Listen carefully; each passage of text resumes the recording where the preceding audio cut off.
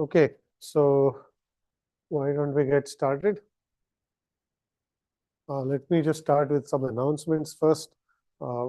We have finalized the office hours for the semester.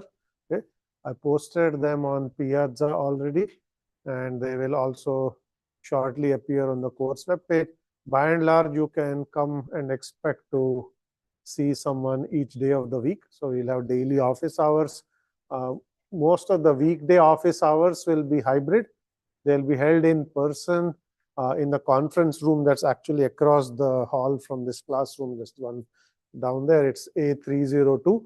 Or you can also join over Zoom and ask questions. Okay, it's up to you. On weekends, they will only be on Zoom because this building is locked on weekends. Okay, so you cannot enter without swipe card access. So we will only have Zoom office hours on it. Okay, so you can use these office hours to come ask questions about either the lecture or as we start handing out lab, if you have programming questions, that's when they are especially helpful. Okay, of course, you can always use Piazza to ask questions. That's never a problem. But if you need personal help, just come see one of us. Right. So office hours are now posted. Just as a quick announcement, today's office hours will be right after class across the hall and also over Zoom. Okay, so if you need to see someone today, you can do that as well. Okay, as the first thing.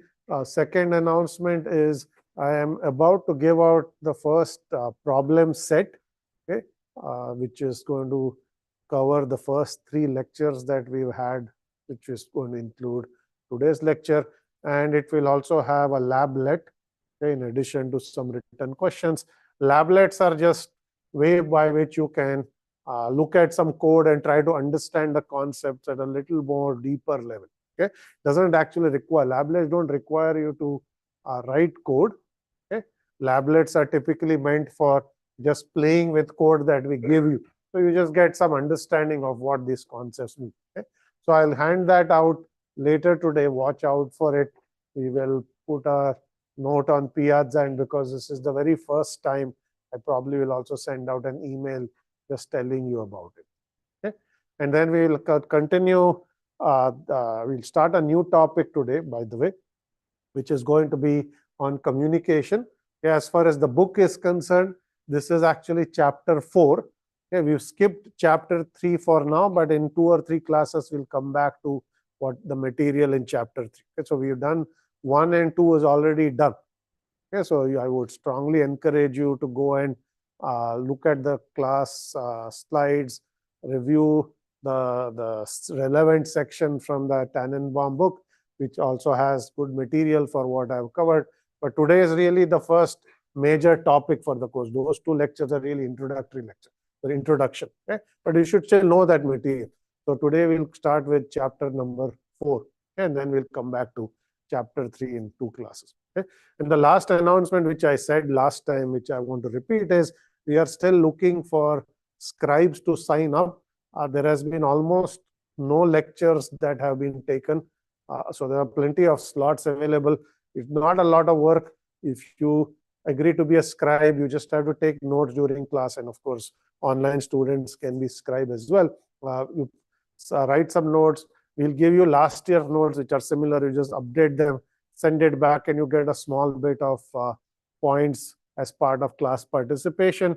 Not a lot of points, but if you, at the end of the semester, find yourself at the boundary of some grade, it may just boost you to an upper grade for maybe not a lot of work. So again, I would encourage you to sign up. There is no scribe for today's class yet. There's one for next class who signed up already. Does anybody here want to be a scribe today? Okay, come and see me after class and take some notes. Okay, thank you. All right.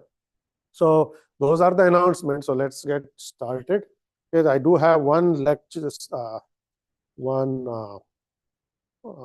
slide that I did want to cover from last time. So if you remember, last time we were talking about distributed systems architecture. I explained a whole slew of architectures which are used to design distributed systems. We start with layered architecture. We looked at object-oriented. We looked at resource-oriented, also called RESTful architectures. And I talked about client-server architectures. in which we looked at multi-tier ways of building an application. Towards the end, we were talking about peer-to-peer or P2P architecture. Okay, so one slide that I did want to cover from last time, which is a type of peer-to-peer system that is quite popular, is BitTorrent. Okay, probably you've heard about BitTorrent or used it to download some large files. So this is just a slide that explains how the BitTorrent architecture works. And so BitTorrent is essentially, think of it as a way to collaborate on downloads of large files using multiple peers. Okay? One of the interesting aspects of BitTorrent is it lets you do parallel download. Okay? You try to download a file, let's say from a website over HTTP, you just have one connection, you're downloading a large file, it may take a while. Okay? When you use a system like BitTorrent, what it can do is it can connect to multiple other peers and try to download different parts of the file in parallel. So it parallelizes the download, which can speed up your download. Okay? So the way things work in BitTorrent is you are given a large file, you partition it into smaller pieces called chunks. Okay? Chunks are then distributed across peers. So each peer may have one or more chunks. And when a peer wants to download those chunks, it has to get them from the peers that have them. Okay? But it doesn't have to get them sequentially. You don't have to say get chunk 1 from this peer, and once it's done, go get chunk 2 from this peer, and so on. You can actually connect to k peers in parallel and say, let's get the first k chunks, and then let's get the next k chunks. Okay? That might speed things up. If you have a good network connection, you can make better use of the bandwidth on your machine and speed up the download using parallel transfer. Okay? And then once you've gotten all the chunks, you got to reassemble the files by just piecing the chunks together. Okay? Now, that's the basic idea, but how does it actually work? Yeah, so essentially, there's a picture here that gives you some example of a BitTorrent system. So the way you want to think about it is there are 2 or 3 parts to BitTorrent. The first one is called a torrent file. Okay? Think of a torrent file as having some sort of information. It's an actual file that you got to download from somewhere in order to download this large file. Okay? So to get a file, first you got to get a torrent for that file. Okay? Torrent could be posted on a web page, or it could be posted somewhere else. Somebody can send it to you and so on. Okay? So the torrent file essentially maintains a bunch of information about how to get the file. The first thing it tells you is something called a tracker. Okay? A tracker is essentially a server machine that tracks all the active peers that are in the system that are requested chunk. Okay? So here's a picture. So there's a client node which is circled at the top. You go to a website and you get a torrent for downloading that file. Okay? The torrent file is essentially going to, which is this file, is going to refer you to a tracker. The tracker is going to track all the nodes that are currently up and have some copy of the file. Tracker essentially says, here's a server. It says there are 10 peers that are up and they have different parts of the file, and the tracker will tell your client, saying, if you want to download the file, here are the n peers that have some chunks of the file. And then your client has to connect to those peers and start getting files. And you can decide what k is, which is how many chunks do you get in parallel. That is up to the BitTorrent client. You can decide that based on how much network bandwidth you have and so on. Okay? Now, one interesting thing that you have in BitTorrent is this notion of altruism, which says that you cannot just simply download content from other peers. Okay? You also have to share the content you already downloaded with others. Okay? So if you're acting as a selfish user that simply downloads the file and then shuts down BitTorrent and does your work, and then next time you go and try to download another file, BitTorrent will explicitly slow you down. Okay? To get fast downloads, you have to actually participate in the system. And so that means that you can't just use other peers' resources. You also have to contribute back to the system. Okay? This is called altruism, the term that is used in other contexts in distributed systems.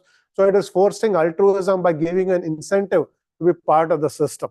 Okay? Which means that you got to also share resources, which is your disk and chunks that you're downloaded with others, not just download from. Okay? So that was a problem in peer-to-peer systems where a large number of users were essentially freeloaders. They were consuming resources from the system but never contributing back.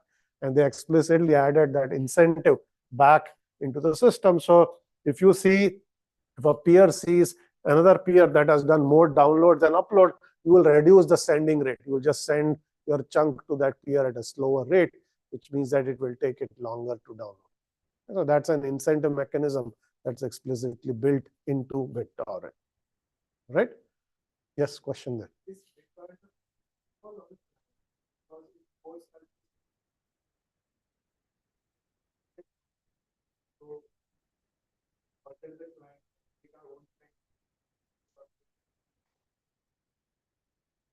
Okay. Question is BitTorrent a protocol or a client or a system? It's actually both. BitTorrent is a protocol in that it tells you how you can initiate that process. What does a torrent file contains? What does a tracker contain? What is the protocol that you use to connect to a peer to download it and so on? Okay? Now you are saying you could change the code and remove the altruism, but remember that the altruism is forced by the other party. If you are selfish, the other parties are reducing its sending rate. Not that your client is downloading at a slower rate. Your client is your own. Okay? But others will send to you at a lower rate based on how much you participate. So you can't change somebody else's peer. Okay? So you can, of course, change your client, but that doesn't help in this case. All right. Okay. So let's now switch gears and actually start today's topic, which is going to be communication in distributed systems. Okay. So today what we have are essentially a quick introduction to networking basics. Okay. Generally, you should have known this some of the networking concepts in some sort of an undergrad class, whether it's operating systems or networking and so on. And just in case you don't or you've forgotten, I'm just going to go through very quickly in 3-4 slides some very basic concepts about network. Okay. And then what I'm going to show you is how can you use those networking concepts to implement message-oriented communication. Okay? Typically, everything we have seen last time, okay? Whether it's client-server, whether it's peer-to-peer, whether it is layered architectures, object-oriented architecture, all of these components are software and processes that run on multiple machines that communicate with one another. Okay? The question is, how does that communication happen? Okay? In today's class and next time, we'll actually see how to implement all of that communication. So you can write applications where these two pieces run on two different machines and yet they can communicate. Okay? So we'll see the basics of message-oriented communication using some low-level protocol, low-level concepts such as socket communication. Okay? Then we'll talk about a bit higher-level construct for inter-process communication, which is called remote procedure calls or RPCs. Okay? And then next time, not today, we'll actually talk about another way to do this called remote method invocation or RMI. But for the rest of today's class, after I introduce RPCs, we'll look at some implementation issues. Okay?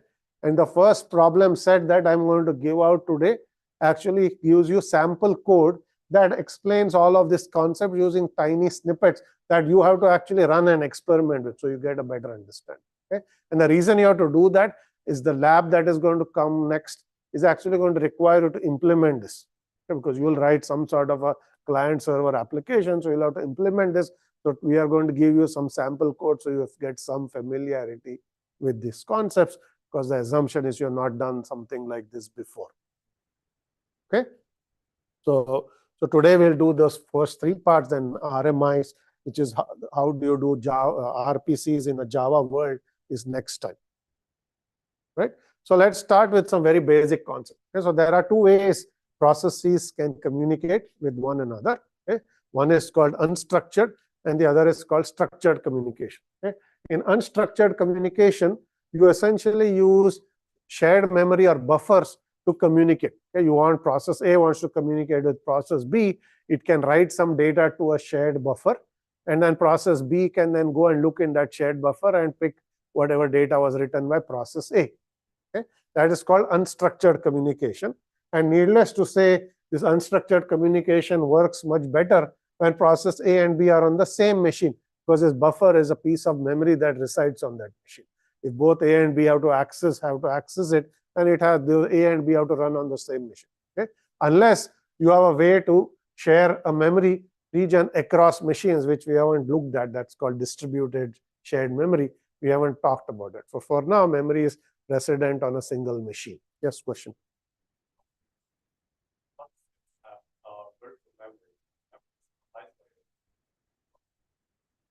Okay. All right. So now that's a good question from operating system. If you remember your OS class, you'll remember that there is a process abstraction. Okay. Processes are allocated memory and specifically virtual memory, and virtual memory is isolated. One process cannot actually access another process's memory. Okay. So whatever I just said here is exactly the opposite of what you must have studied in undergraduate. Okay. Well, now let me explain how this works. So the operating systems, and you probably did not study this in an undergrad OS class, have a special concept called shared memory. Okay. So when you create a process, you get virtual memory. That's not shared. That is exclusive to you. Only you can access it as a process. No other process can access it. But that process can explicitly go to the OS and say create a shared memory region. Okay. A shared memory region is actually a memory page that is designed for sharing across processes. Okay.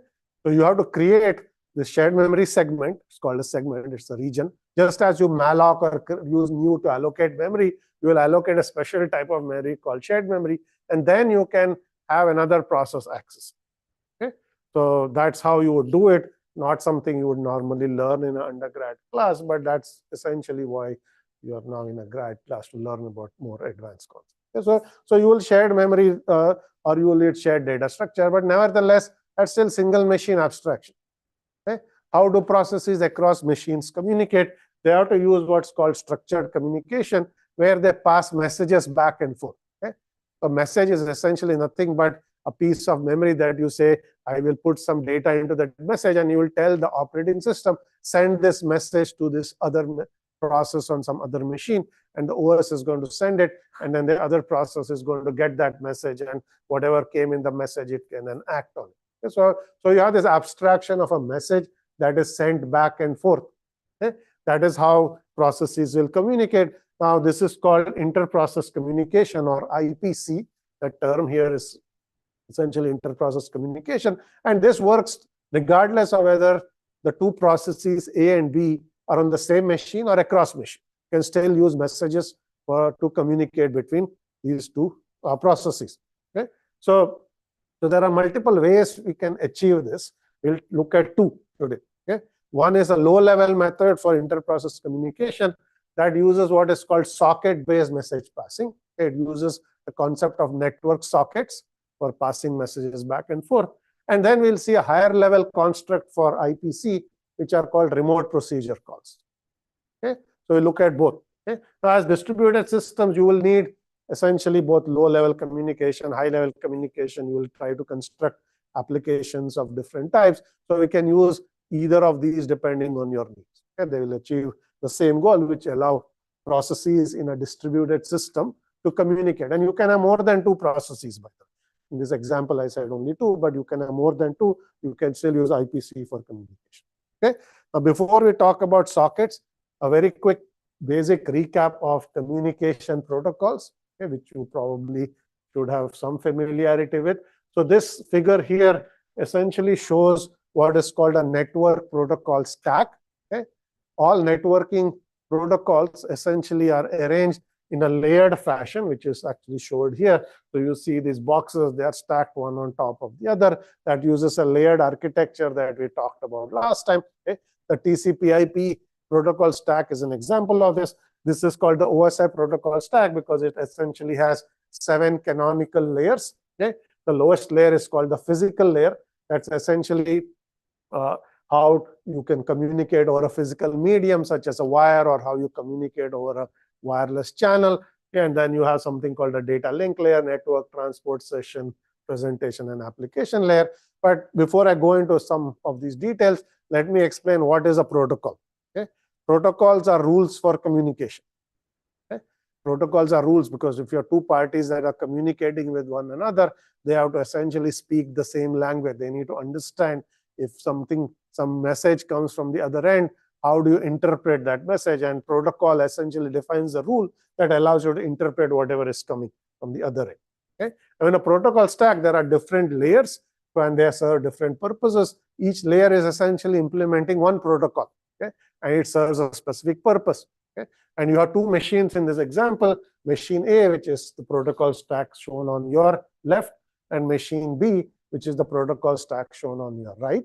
Okay? Both of these machines are going to run this protocol stack, and then the application uses the protocol stack to send messages back and forth. Okay? And by and large, what is happening here is that the applications are at the top. Application will construct a message, and then it's going to ask the OS to send the message. The message is going to traverse down the protocol stack on the sending machine. Each of these layers is going to process that message and send it to the layer below it. So it'll go all the way down until it hits the physical layer, and it goes out on either the wire or on a wireless channel. It appears at the other end, and then the message gets processed in the reverse order. It traverses up the protocol stack. Again, the message undergoes some processing at each layer of the protocol stack, and then the receiving application just sitting at the top here is going to receive the message. Okay? That's how a network protocol stack is going to work. Okay? Now, there are these different layers. I'm going to very quickly mention them. Physical layer essentially is a set of rules that allow the computer to send messages either on a wireless channel like Wi-Fi or on a wire such as Ethernet. It basically says, how are you constructing the packet? How do you transmit it over a wire or on a wireless channel and so on? So that's your physical link layer protocol. The data link layer essentially is either it's called Ethernet protocol or it's essentially MAC layer protocol. What this does is it ensures that when you send a message, it is successfully received at the other end. It does not incur what are collisions where two computers are trying to send at the same time. Okay? In which case, those messages are going to incur what's called a collision. They'll collide and they'll get garbled. Only one machine can send at a time because this is a network is a shared medium. Okay? The link is essentially a shared medium. So only one can send at a time. Okay? So that is handled at the data link layer protocol. The network protocol is essentially responsible for routing. Okay? In the TCP/IP world, that's where IP resides. IP stands for Internet Protocol. And if you are sending a message from machine A to machine B, there may be many other intermediary machines called routers in between. And the routers are essentially going to perform a task called routing, which is what's the next machine to send this message to. It goes one hop at a time until it gets to the destination. Okay? So routing is performed by the network layer. Transport layer does what is called end-to-end control. It decides what is the rate at which I can send. Can I send packets at a fast rate? Should they be sent at a slow rate? That depends on the state of the network. If packets are lost, you can use something like TCP in this case to reconstruct lost messages or retransmit rather lost messages and so on. Okay? Session layer and presentation layer are designed for session level protocols and presentation. In the TCP/IP protocol stack, they are actually absent. Okay? You only have the transport protocol, and above the transport protocol is your application. Okay? Now, in case of application, if you have a web browser and a web client, your application here is a web browser, there it's a web client. They are using the HTTP protocol, which I mentioned briefly last time. Okay, that's an example of a protocol stack. I'm assuming you know this, but this is like a 2-minute summary of what you should know so that whatever I talk about next makes sense. Any questions here before I can move on? Yes, any questions? Okay. All right. So that's the protocol stack. Here is the structure of a message that is actually sent from the sender to a recipient. So the sender, let's say it's a web browser, okay, is going to construct a message. Okay? Let's say it's trying to get a page or something like that. So that message, that HTTP message is going to be here. Okay? That message itself will have a HTTP header and HTTP body, and then you will hand it down the protocol stack. And each layer of the protocol stack is going to add its own header to that message. Okay? So if you have TCP, you will have a TCP header. If you have IP will add another header.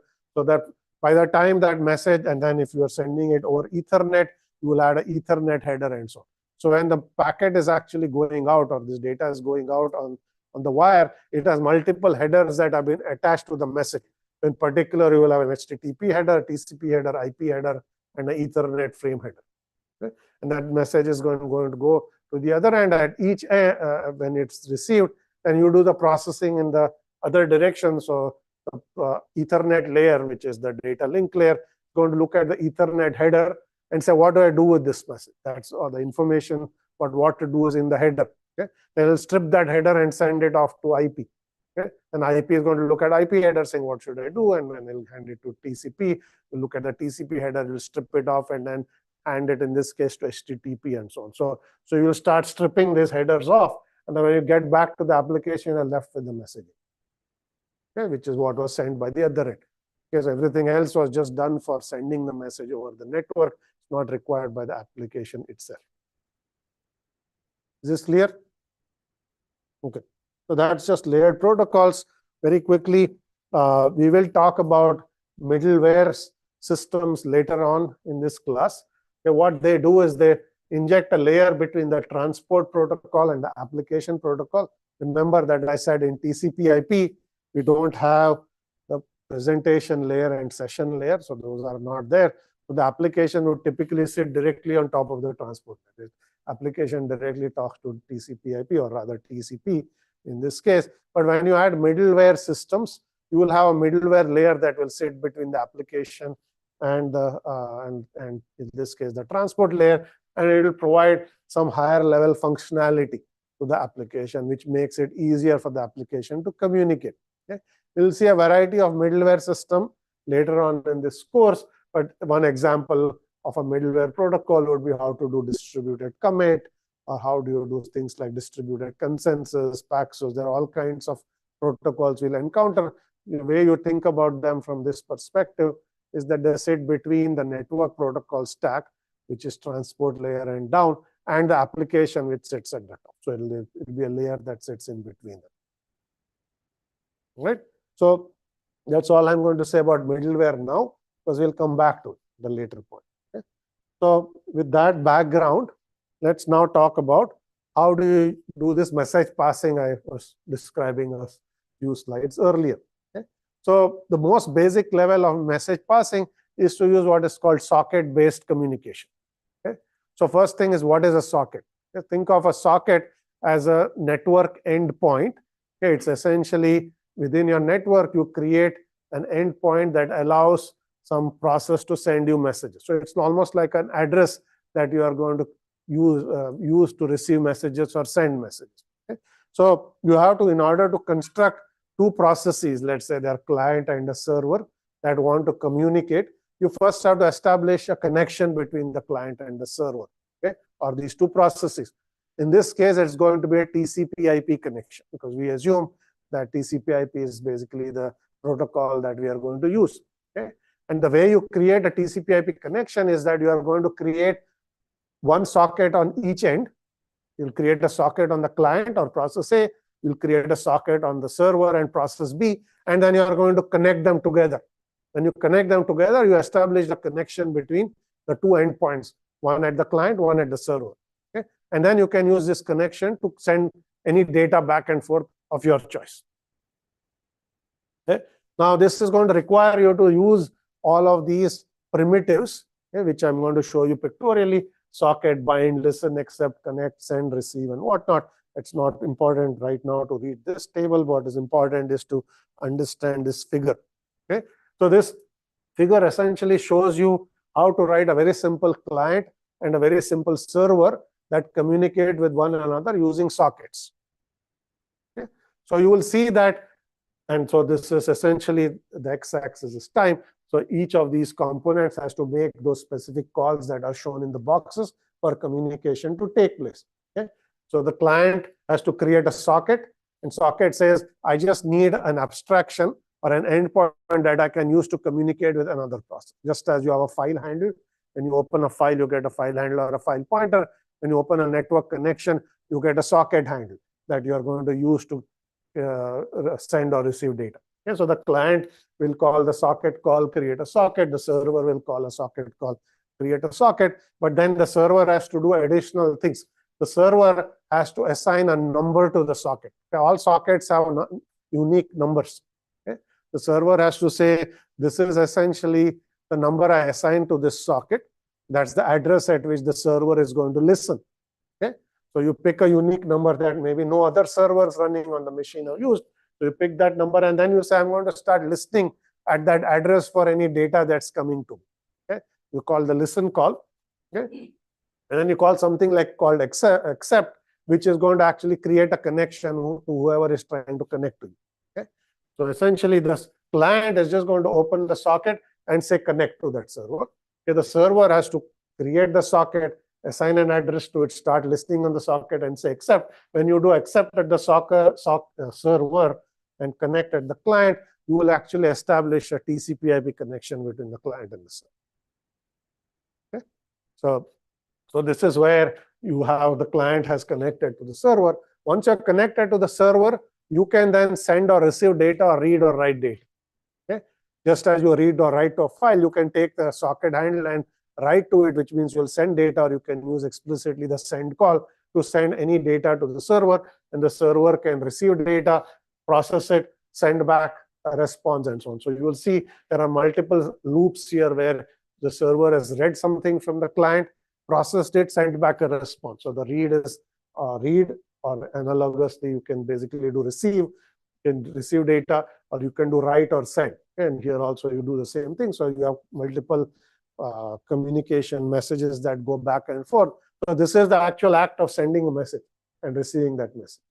Okay? So you have to do all of that extra work for you to actually send that message to the server. And the server has to do the same to receive the message. And once you're finished with your communication, you can close the socket, and that connection that you had established is now shut down. Is this clear? Okay. So now I'm going to show you some actual code. This is actually going to be part of your lablet as well, because you have to write this code, or in this case, we'll give you this code. You can play with this code. Okay, so you'll see whatever I showed you as pictures is represented in this code. Okay, the client code is the top green box. The server code is the bottom green box. This is Python code, a similar Java code that you can write if you want. Okay, so you will see at the client, you call the socket call. Okay, that creates your socket, and you get back a handle called S. And then there are some arguments here which we can ignore for the moment. Those are default argument to create a TCP socket. You can also create what's called a UDP socket, which you will not really use in this course. So you don't have to worry about what those arguments mean. Okay? And then this socket is going to essentially connect on address 80. Okay? Because this is, let's say, a trivial web server. Okay? If you are writing a web server, all web servers by default listen on what's called network port 80. Port number is essentially the socket ID. Okay? So to connect a web server on a machine, you have to connect to socket number 80 on that machine, because I told you sockets are numbered. Okay? That number is the address of that socket on that machine. Okay? Now, well-known services like SSH, HTTP, FTP, they listen on well-known addresses. So if you want to connect to that service on that machine, you already know the address of socket address of where to connect. Okay? You need the IP address as well. That's different. Okay? The IP address is the address of the machine. The socket number is the socket number on that machine at that IP address. Okay? So here you said python.org. That's essentially a domain name which will translate to an IP address. So you're connecting there, and you listen on port number 80. Okay? If you have SSH, that listens on port 22. If you have some other service that's well known, you can listen on those services. If you are creating a random application, you get to pick a port number. Okay? And you can decide whatever port number you want. It's just that you cannot pick what are called reserved port. Reserved port numbers are reserved for well-known services. So you can't write some random client server application and make it listen on port 80 unless there's actually an HTTP server. So because that's what's supposed to listen on port 80. Okay? So that's the client. Here's your server. Okay? So here you're connecting to that server on port 80. So that's the IP address, that's the port number. Okay? Here is the server. The server created a socket. Okay? Then, as I said, you have to bind that socket, which means that you have to say this socket is going to connect to port number 80 on that machine. Okay? And then you listen, saying that now that the socket has been created, I'm going to start listening for messages that are coming to port 80 on this machine. And then you are going to essentially sit in a loop and do accept, which means that you're accepting connections. Okay? Exactly what I showed you on this previous slide. Yeah, so you have a socket, bind, listen, accept. Okay? You'll see that same sequence in the code here. Okay? So once you do this, now the client can communicate with the server and start sending. So the act of actually sending data is not shown in this code. Okay? You only connected, but then after this, you can write to the socket, which means you'll send a message. And here you can do receive from the socket, which means you can receive the message and they are bi-directional connections. Okay, so a client can send a message to the server can send a message back to the client. All TCP/IP connections are bi-directional. Is this clear? This is basically a very trivial skeleton of a client-server application. Okay? And you have to write all of this code for this application to listen on sockets. And if you want to connect to multiple machines, for each machine, you'll have to create a socket connection and establish a connection to that machine. Okay, any questions here? Yes. Sorry, what's the question? Server socket dot listen. I think that's what is 5. Yes, I think it's some sort of a timing primitive, but I'll get back to you. I actually forgot what it means in the Python word. Okay. Okay. Anything else? All right. So let's look at under the hoods how TCP is actually doing things. Right? So we just did this at a higher level. Okay? We didn't actually understand what TCP does to establish this connection. Okay? So when you essentially do a connect and an accept, what does TCP do to actually establish the connection between the client and the server? And you basically have this figure on which is labeled A that tells you underneath, okay, how is TCP establishing a bidirectional connection between machine A and machine B. Okay? This uses what is called a three-way handshake protocol that is used.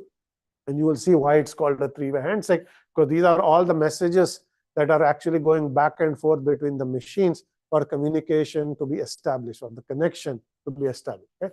So the client, in order to connect to the server, is going to call what is called a SYN message. SYN says, essentially, it says, I want to establish a connection. It's called a synchronized message, but the intent of a SYN message is, I would like to establish a connection. Okay? And then the server, because this is bidirectional, is going to send a SYN in the reverse direction. Okay? Because saying, I would like to establish a connection in the reverse direction. Okay?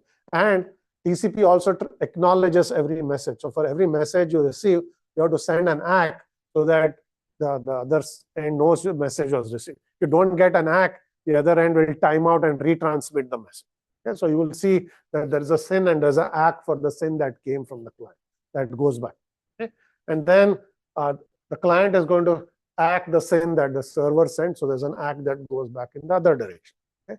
After these three messages are exchanged, the client and the server are agreed to establish a connection, because the client told the server, I would like to establish a connection. The server told the client, I would like to establish a connection, and then everything got acknowledged. Okay? But it requires three messages. Okay? So you have a SYN coming back, and an ACK for the SYN to go back. This is why it's called a three-way handshake. There are three messages that go back and forth before the connection is established. Okay? Once that connection is established, then the client and server are free to send whatever messages they want. Okay? In this case, in this example, we assume that the client sends a single request to the server. Okay? It just wants to send a request and get a reply. That's all we are trying to do here. But you can send as many as you want, because the connection is going to stay open until you're done with it. Okay? So you're going to send a request message. Okay? And since the client is only sending a request, it can say, I am done. Okay? And try start even tearing down the connection in the forward path by sending a FIN. FIN says, I'm done sending this. Okay? So what is going to come back from the server is an ACK for the request and the FIN. So those two messages get acknowledged. You send an ACK, okay, so that the client knows they were sent. And then it'll send the answer at some point after it's done processing the request. And then it will say, I am done as well, by sending a FIN and then an ACK to them. So the tear down is also a three-way handshake. You send FINs in both directions and you do acknowledge, and then you send an ACK. Okay? So what this is telling you is, for simply sending one request from the client to the server and getting back one response back from the server, you essentially sent 9 messages. Okay, so you'll see that there are actually 9 messages that are going back and forth. But that's how TCP works. That's the overhead of using TCP. Okay? Only two useful messages from the client and server's perspective was the request and the response. All of the rest is protocol overhead messages. That's what the protocol is doing, just to set up the connection, tear it down, acknowledge messages and what. Okay. So there have been efforts to try to reduce that number. Here's an example of a protocol which looks like TCP, which tries to say, let's not send 9 messages. Let's try to batch messages and reduce the overhead. So in this case, you can say, I'll send the send message, I'll put the request, I'll say I'm done, all in one message and send it off. Say, I want to establish a connection. Here's the request I want to send, I'm done sending. Okay. So this goes, those 3 messages here go as one network message. Okay. And then the server is going to send 4 things back as one single message. It'll include a send. It'll say here, I would like to establish a connection. I acknowledge everything you sent so far. Here's the answer, and I'm done. Okay? That goes as one network message, and an ACK comes back saying I received everything. Okay? So this can collapse that overhead to 3 messages. Okay? Just a proposed variant of TCP which never got implemented, but just to tell you that people did think about how to reduce the overhead of this message exchange. Okay? For single request, single response, this is a high overhead. If there are lots of communication between the client and the server, this extra 8 or 7 messages don't matter, because you might say 1,000 other messages between the client and the server, then this overhead is very low. Okay? But in most cases, when you have web browsers and so on, you might be sending one request, getting a response, then you tear down the connection. For that, you pay an extra price here as part of TCP. Yes, question?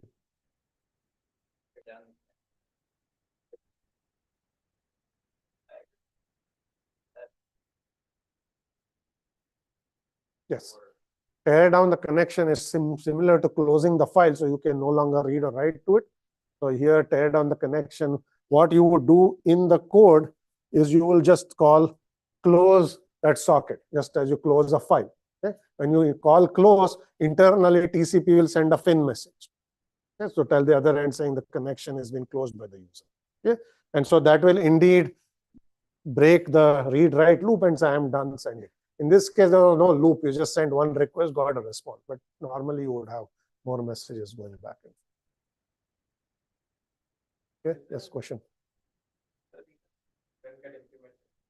Is there a reason this didn't get implemented? So to implement any change to any network protocol, okay, every computer in the world has to change its implementation. So you can't have one machine talking this version of TCP and the other machine talking that, because protocols are agreed by both ends, right? So rolling out any change to TCP/IP is very hard, because there are hundreds of millions of machines that would all have to be upgraded. Okay? So it's very hard to do anything at all with TCP. Once it's out there, you just have to live with it. So you can't actually roll it out. Now, in some limited context, you might be able to write your own library to do something, but not for standard TCP. Any other questions? Yes.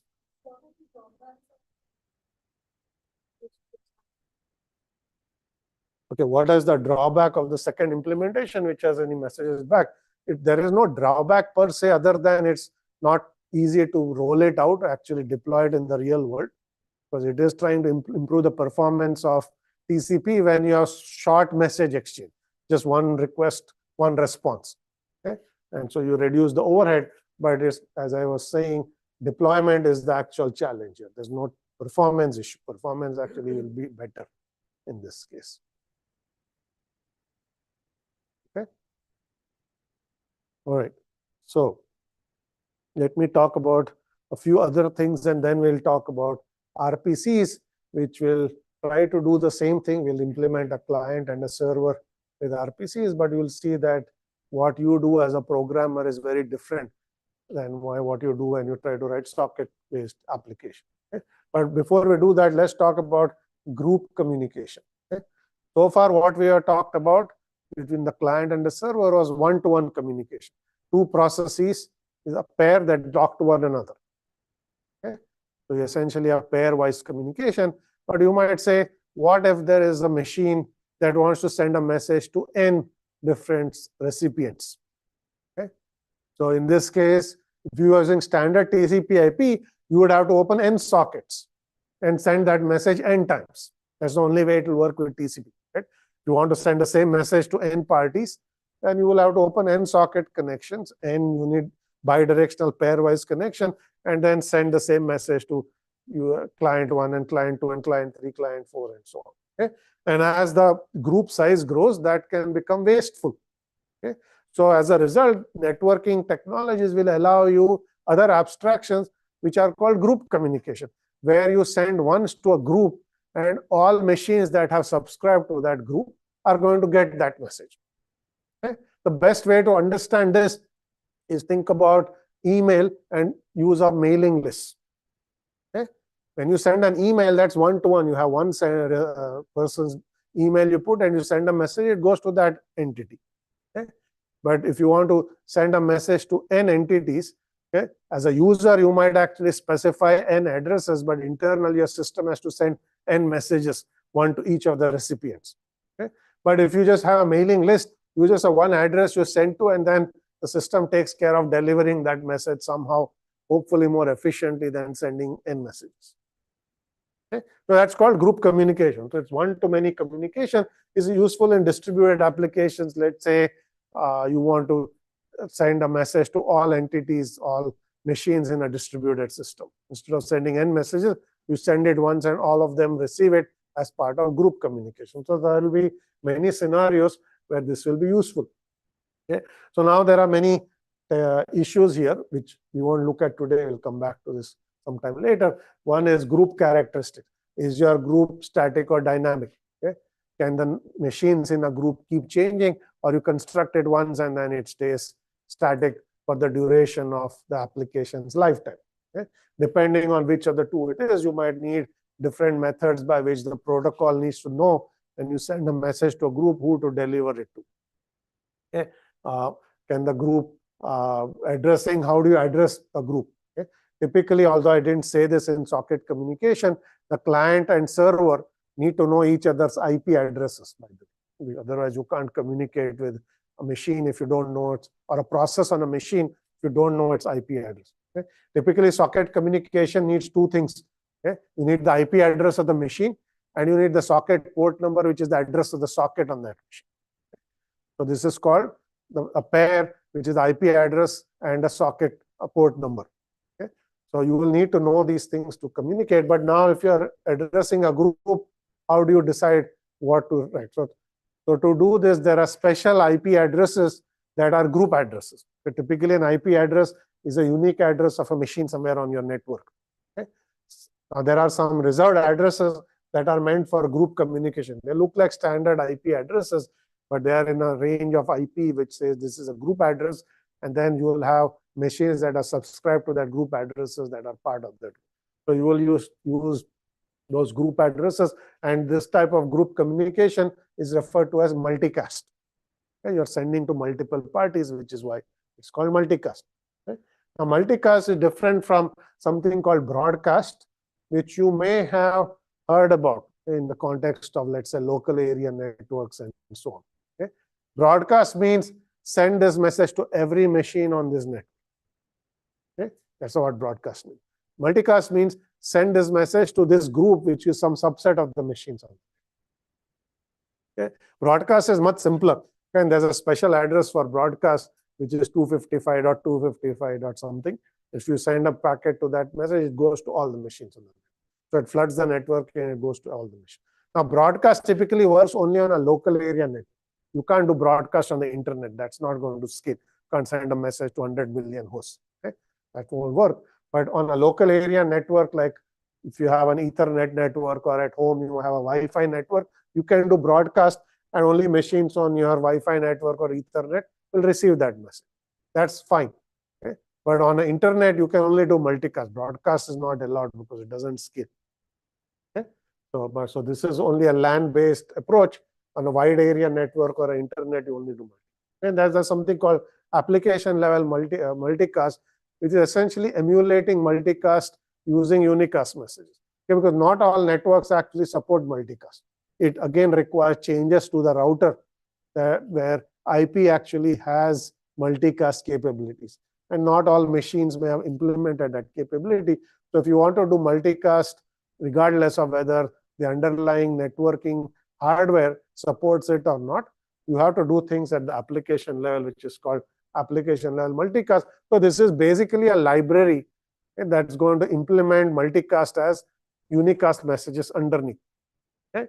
The user will send one message. User in this case is the application, not the human user. Okay? The application will send one message to a group, and the library will then send n unicast messages, thereby emulating multicast to the application.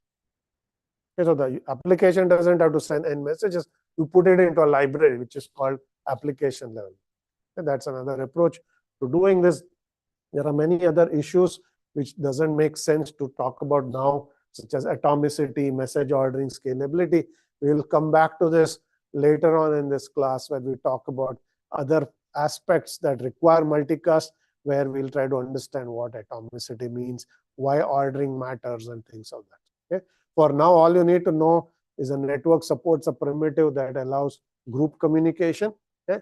From an application's perspective, you send once, and that message goes to n different machines or processes that are part of the group. Okay? And that's different from unicast. Unicast means one-to-one. Okay? Essentially, all the socket stuff we talked about, that's unicast messages. Okay? So by default, most of what you will do will be unicast. Okay? Because you'll write a client and a server, or two processes that talk to one another, or two peers. They're just two machines communicating with one another. Group communication is a special case. Most likely you won't write code in this class for group communication. Okay? Any questions here? All right. So that is end of part 1. I'm going to now switch to remote procedure calls, okay, and talk about a different way of message passing. Okay? Now, what is remote procedure calls? Why is it important for you to understand it? So let's start with some motivation. Okay? So as you perhaps saw, when I showed you socket-based code, okay, it's not easy to write applications that communicate, because you would write all this other code about the networking aspects of it. Okay, I didn't even show you what the application does. All of that code was simply to establish connections, and you as the programmer have to write all of that code for your two processes to communicate with one another. So you could say, can I have higher level abstractions that don't require me to write such complex code, or hide some of that from the programmer? Okay? So RPCs are one such abstraction. Okay? The goal of remote procedure call, or RPCs, is to make distributed computation look like centralized computation. So the goal here is, why not take some abstraction that you already know? Okay?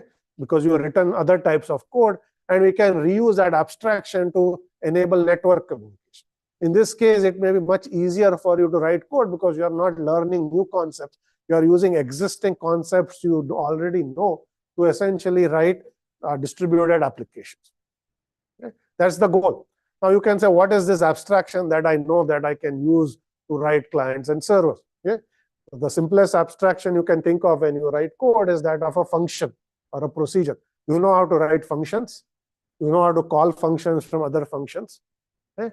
Can we use this abstraction to enable distributed application? Okay? And that's the basic idea behind remote procedure calls. The idea is, when you want to send a message to another machine, you're not going to send an actual message. Instead, you are just going to call a function, which you already know how to do, because you written code that writes function and calls function. Right? Now, it just so happens that the code for this function is not going to reside in this process that's making the call. It's going to reside in another process running on some other machine. Okay? So you as a programmer just make a function call. Okay? The underlying system realizes that the code for this function, this is not a local procedure, this is a remote procedure. So to invoke this function, the system is going to send a message for you. Okay? That's going to go over the network, go to the other end. And then the other end is going to look at this function and say, okay, this has come over the network. It's going to execute the code for this function, just as you call a local function. Okay? And maybe the function is going to return some return value. Okay? That return value will come back as a message. Okay? And that function call you called is just going to return with that return value. Okay? So you just called a function, and all of the things happened underneath the hoods, which means that you sent a message, not you as the programmer didn't write any code. Your system sent a message went over the network, code got executed, you got a return. Okay? So if you write your applications this way, all you're writing are essentially functions and code that involves functions. In some case, the code is local, so these are local procedures. In some case, the code resides on another machine, the remote procedures, and you just call functions as if they are any function, and your system takes care of figuring out, is this a local procedure? Then call the code that's in this process, which you wrote. It's a remote procedure, send a message, execute the remote procedure, send back a return. Okay? So that's the basic idea behind remote procedure call. So we'll see how it works, and then we'll talk about lots of implementation issues. So here's a picture that explains exactly what I just said. Okay? There are two boxes here. There's a server process, there's a client process. The server process is going to implement a function called add. It's going to take two arguments, it's going to sum them up and return a value. Okay? That's our remote procedure. It's the add function. Okay? So it's going to sit on this machine, the code for the add function. Okay? Here's the client process. Okay? The client process to send a message to the server or to invoke the add function, it's simply going to, in the code, just call add I, j, just as if you are calling a local function, local procedure. Okay? So you just call the add function. Okay? There is no mention of, is this on the network? Where is the server? What's the IP address? What's the port number? You are not going to say any of that. You're just going to call that code. Okay?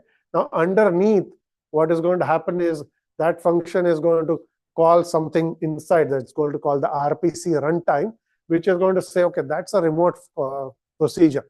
Okay? To invoke this procedure, you must now send a message to the server saying this client wishes to invoke the add function. Here are the arguments it wishes to pass to the add function, send I and j. Okay? And by the way, you need to also figure out what is the IP address of that server, what's the port number. None of that was specified by the user. But underneath, this is all going to use TCP/IP. So you still have to figure out what all of that is. But the runtime system or the library will take care of for you. Okay? You don't write that code as a program. Okay? So the system does all of that and hides it from you. So you just code at a higher level abstraction. So you will see that it constructed this message. It says, here's the procedure. Here are two values. That entire message went over a network. It arrived at the other end. The other end processes it, say, here's an invocation of add. At this point, you will actually invoke the add function. We'll call the implementation of add. We'll pass the argument, we'll execute, generate a return value. We'll construct another message not shown here. And then that message will come back. And then eventually the add function will return with the return value. And then k will have the sum of I and j. Okay? So what this has now done is basically it's taken some abstraction that you are familiar with, which are procedure calls, and said, let's use procedure calls and use them to write distributed applications. And then the compilers and the libraries will take care of all the extra work you have to do, which is establishing that socket connection. All of that is still happening by the way. Okay? But it's happening in a library, so you don't write the code. You write socket code, you have to write everything. Okay? Use RPCs, RPC system does it for you. You just write code at a higher level. Okay? So now this is a much easier to understand client-server application, because from your perspective, you just write the code for the function and put it at the server. You invoke all that code from whatever client you want, and then all the other things are taken care of. Okay? Is that clear? All right. So you will look at both socket-based code and RPC code in that lablet that we are going to give out as part of problem set 1. So you will see how all of this works. But let me explain some more details of how this is going. So here is essentially the timing diagram of what is happening between the client and the server. Okay? X-axis is time. Dark means executing. Dotted means waiting. Okay? The client first executes. Okay? Maybe in this case, it decides to call the add function. Okay? That add function is going to trigger a message that goes from the client and the server, handled by the RPC runtime. Okay? And then the client will block. Okay? Just as when a function is called, okay, the caller will block and wait for the function to return. That's how execution of a function takes. This is the same way. Okay? You call a function, whether it's local or remote, you have to wait for it to return. So you're going to just block, wait for the result. So this message is going to go on network, execute that function, reply comes back, and then you get your return value. Client continues execution. Yes, question. Okay. What if the reply from the server gets lost? In about 2 or 3 slides, we'll talk about all kinds of problems that might occur. Okay, replies get lost, server crashes, client crashes. What do we do? Okay, that's something we'll talk about. Just wait for maybe 2 or so slides. Okay, is this clear? Okay, so those are RPC semantics. Okay, and just to give you some more details of what might work in local procedure calls, how remote procedure calls work. So this is an example of a conventional procedure calls. How do procedure calls work or functions work? When you call a function, you are going to put all of its argument on the stack. Okay, so you push the arguments on the stack, then you go to the code for the function, you execute, you take the arguments from there, you execute, then you maybe put the return address on the stack, you return, and so on. So you are using the stack in the program, which is a piece of memory, to send arguments back and forth. This is, remember, I call this unstructured communication. Okay? In this case, it's just communication, really not communication in that it's not inter-process communication. This is just communication between 2 functions of the same process. Okay? But you are going to use a stack to call these functions and so on. Okay? When you call remote procedures, there's no using the stack. Okay? Because if you just say, I'll push arguments on the stack and I'm going to send a message to the other end, that other end has no access to your process memory. This is a process running on some other machine. So you can't get the arguments from the stack of the calling process. You have to send the argument as part of the message itself, okay? Which is what you saw. Right? So if you look at what I showed you, you'll see that the arguments are actually sent to the process, because you can't just push them on the stack like you are doing for local procedure calls. Okay? That's one issue. Okay? But that's not the main issue. Main issue is what happens when you have certain types of parameter invocation. So if you have local procedure calls, you can, if you probably know how all of these work, you can do what is called call by value or call by reference. Okay? When you have call by value, make a copy of the argument and you send it. When you call by reference, you essentially are passing a pointer to that function. So if the called function makes change to that argument, the changes are going to be reflected up as well. So essentially, when you are calling local functions, you can pass a pointer, which is called by reference effectively. Okay? But when you call a remote procedure, you cannot pass pointers. Okay? Why not?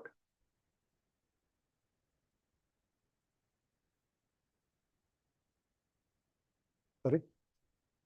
Not shared. What is a pointer? Pointer is a memory address. Okay? Because that's how you call by reference. You say, here's the address of the argument I'm passing. So you say, here's memory address 10. If you pass memory address 10 to another machine, we try to dereference the pointer, it will look at address 10 on that process, not on the original process. Because there's no way to come back and look for the memory contents of the called process. Okay? So essentially, pointer passing is prohibited when you call remote procedure. Okay?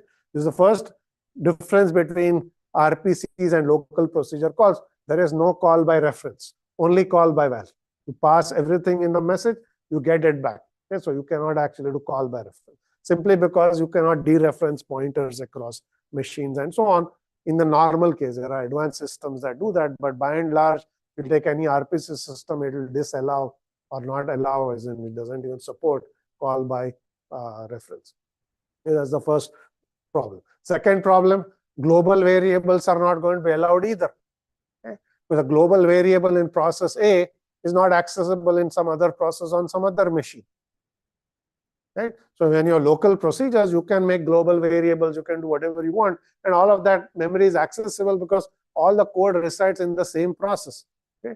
When your code is split between processes, you can't do global variables. That's also disallowed. When you can have global variables, but you just can't refer to it from another process. Okay, so your remote procedures better not access global variables, because that will not make sense. You cannot also assume call by references. Okay, so that's another problem. The other thing is, if you are going to pass complex data structures, okay, you have to decide how are you going to send it over the network. How is that data structure reconstructed at the other end? Okay? Let's say you pass a two-dimensional array. Okay? Both parties better agree whether you are sending row by row or column by column. So if you send row by row and you reconstruct it as column by column, your message, your matrix has got transposed. That's not what you want. So you got to agree, how are you sending complex data structures? How are you going to reconstruct them? So that's a protocol that the RPC runtime system will have to agree on. Okay? So that all this message passing makes sense at the other end. Okay? But that's not the only problem. There are many other issues. Okay? One more issue is called marshalling of arguments. So marshalling of arguments is essentially a set of rules that both the sender and the receiver have agreed on, where they say this is how we send complex data structures and this is how we reconstruct them on the other end. Okay? So you'll say, here is how I'll send a two-dimensional array, here's how I'll send a list or any other data structure.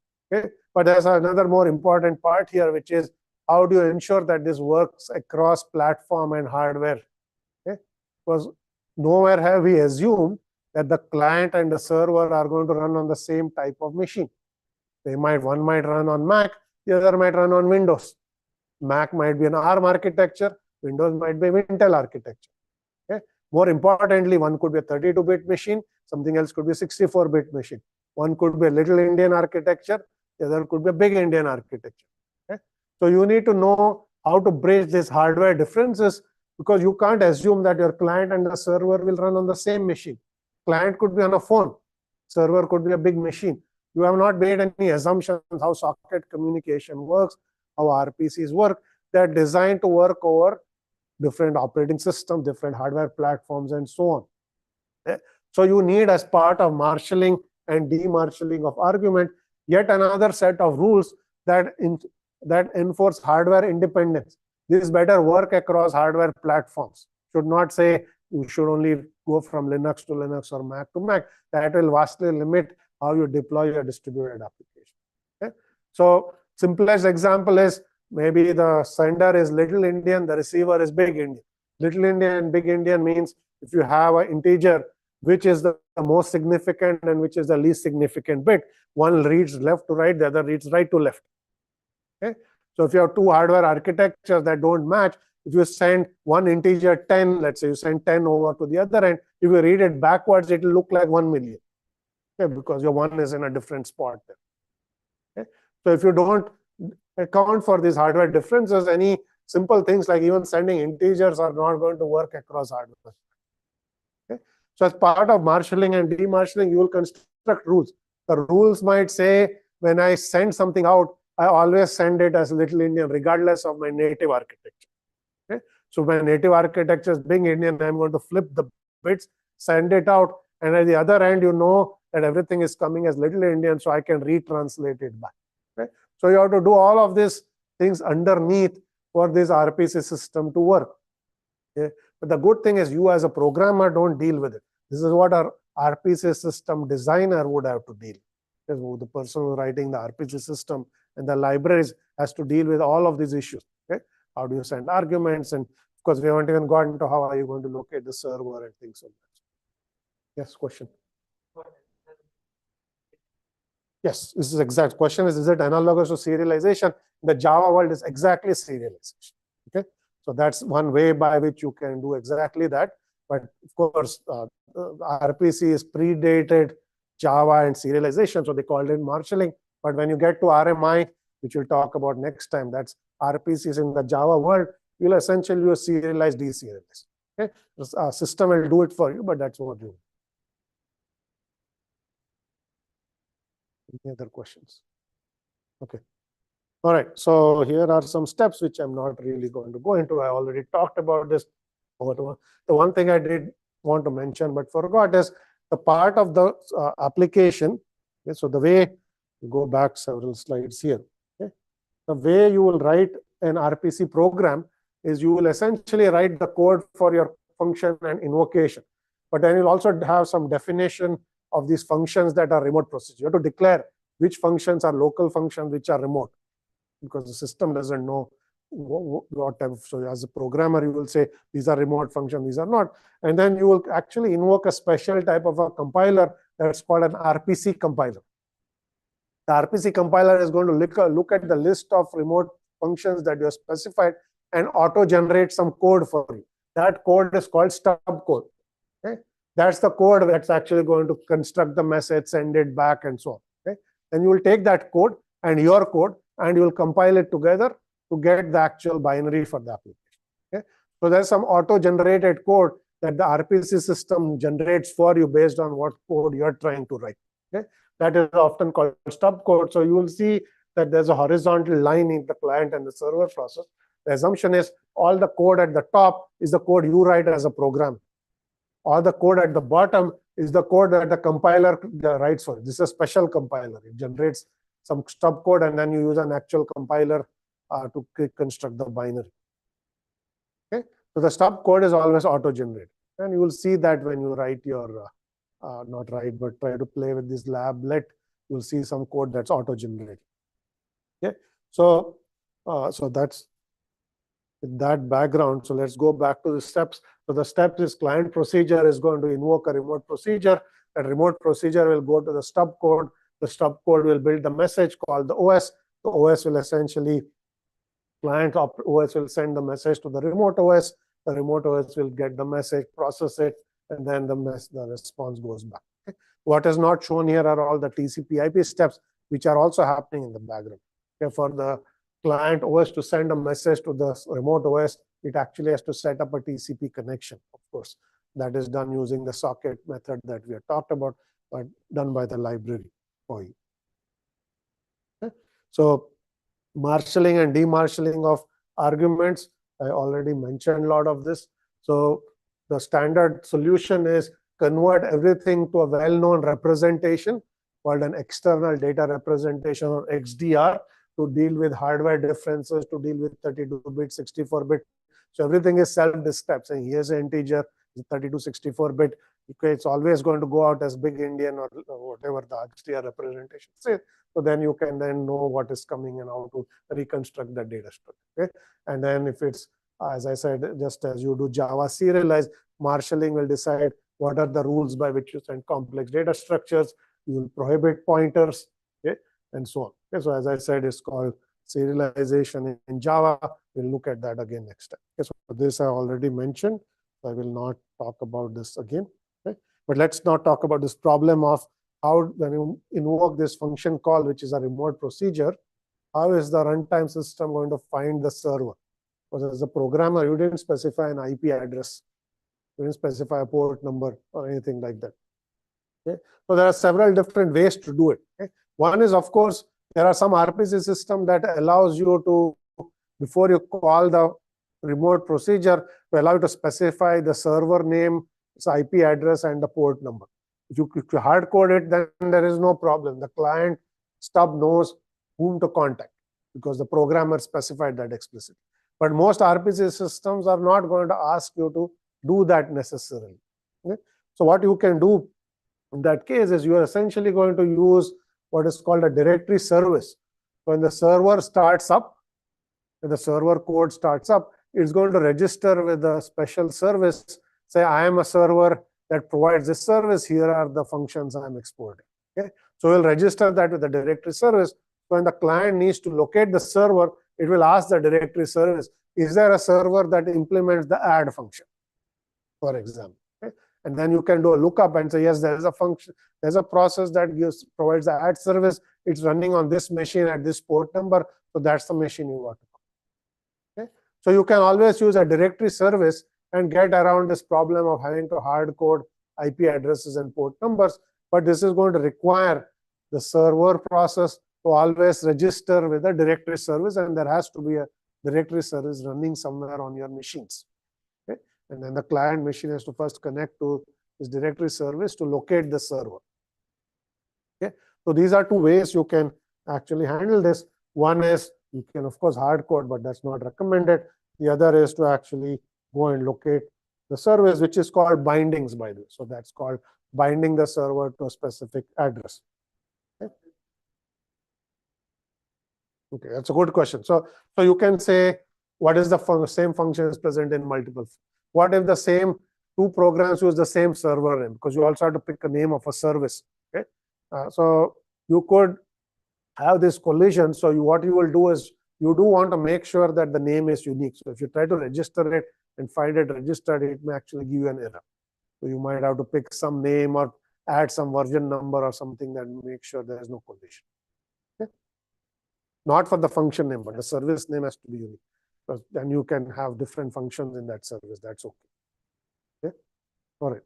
So I have only 1 minute. I'm not going to go into this today. We'll come back to this. So this slide is basically talking about what happens when there are failures. Okay? So something that we never worry about when you write local procedures. Local procedure, you call a function, it returns. If you have a bug in the function, okay, the process crashes. There's nothing you have to worry about. Okay? The code is not going to run. Of course, you have to worry about debugging the code, but you don't have to worry about dealing with it at runtime. Okay? Either your function executes successfully, or there's a bug and you might have an exception or something like that. It'll either crash or you have to do exception handling. This gets more complicated because all kinds of things can go wrong when you are invoking a remote procedure. Okay? The client may not find the server. Server may have not even started. Okay? So then you are going to just have to return an error saying this add function cannot execute because there is no server that implements that. Okay? That's one problem. Okay? Or you are essentially either the request going from the client to the server may get lost or the reply may get lost.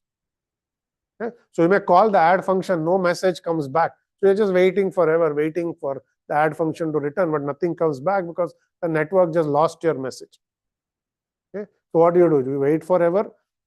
Okay, so you might have timeout mechanism saying, okay, I wait for some time. If it doesn't work, I resend a message to that service. Okay? So that's one approach. Okay? Now, this requires that you have to make the operation what is called idempotent, which means that multiple executions of that function should result in the same end behavior. Okay? So if the server process has state and your function is modifying state, then making multiple requests of the same function because of lost messages can cause a problem. Okay? Here's a very simple example. Okay? Let's say the server process is a bank database. Okay? Okay? The client process is saying, let me deposit $100 to my bank account. So you send a message saying, add 100 to this bank balance. Okay? So let's say the message goes and it executes successfully, but the reply gets lost. You never hear back saying, yes, success, or it's done. Okay? So you time out and you said, add $100 to this bank balance. Okay? That message goes again. And if it executes twice, your bank balance is incorrect. You as a user is happy, got more money. Bank is not happy, right? So you don't want this to happen.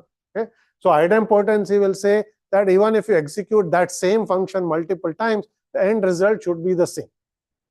Okay? Now that's not easy to implement because the runtime system has to track whether this client has already sent this message before. Have I executed it? If I executed, I don't execute, but I just cache the reply and resend the reply. So you have to do all kinds of extra work for idempotency, not something that you wouldn't normally worry about. But in this case, because failures can occur, you got to worry about. Okay? Next time, we'll see some techniques that allow us to deal with some of these problems. We ran out of time today, so we'll stop here.